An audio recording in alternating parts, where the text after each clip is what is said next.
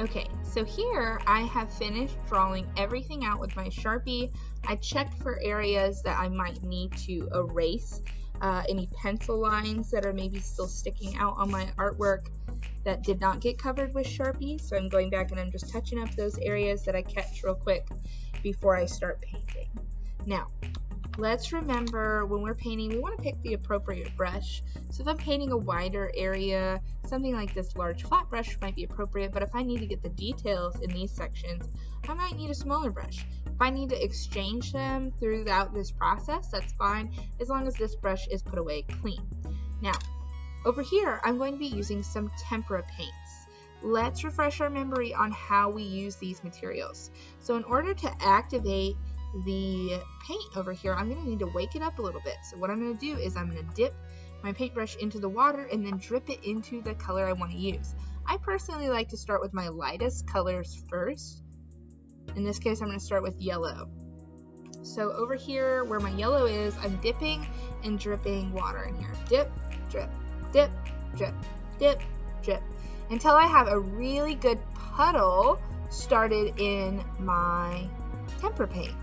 So once I do that, then I can stir around the tempera cake until I get a nice bold yellow.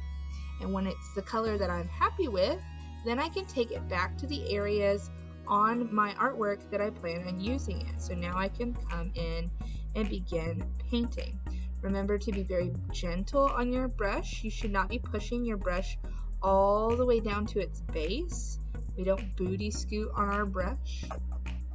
And then whenever you're changing colors, you're going to dip it in the water and tap the bottom of the bowl in order to release the paint from the bristles.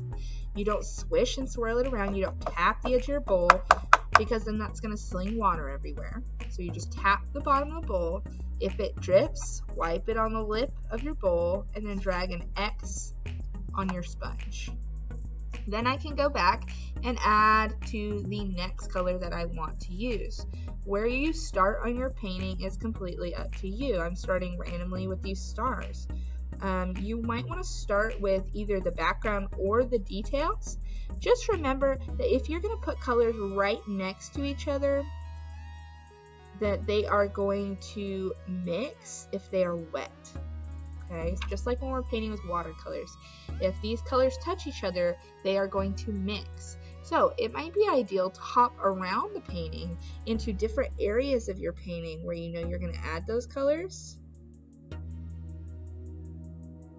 And that way it can dry before you paint the background around it, or vice versa if you're going to paint the background first and then the details. Okay, so it's up to you how you choose to do that. So in this case, maybe I need to rinse.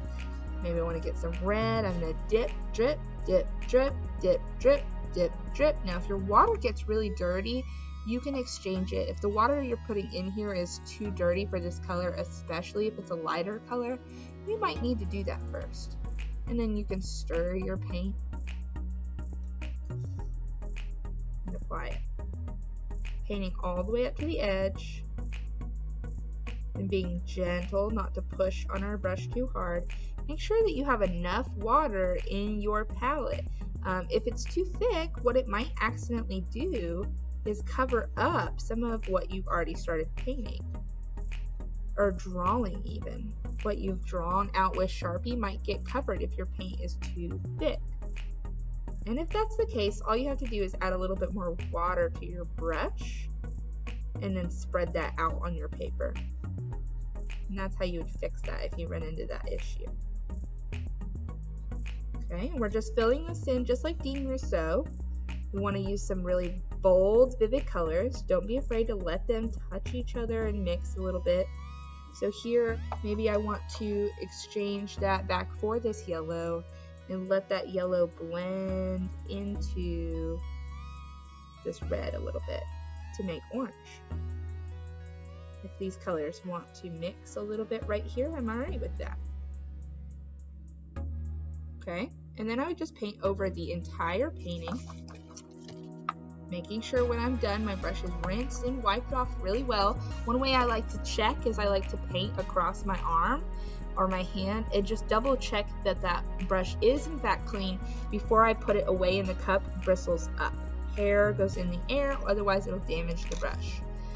When you're done, you should have a painting that looks pretty similar to this right here. You can see where I've added in all of those different details across the entire picture, and I've painted in different areas. There's lots of blending going on in little sections where I've created certain details, like you can see here in the eyebrows in certain areas. So I hope you have fun creating your own Dean Russo inspired self-portrait, and I cannot wait to see how yours turns out. Happy painting!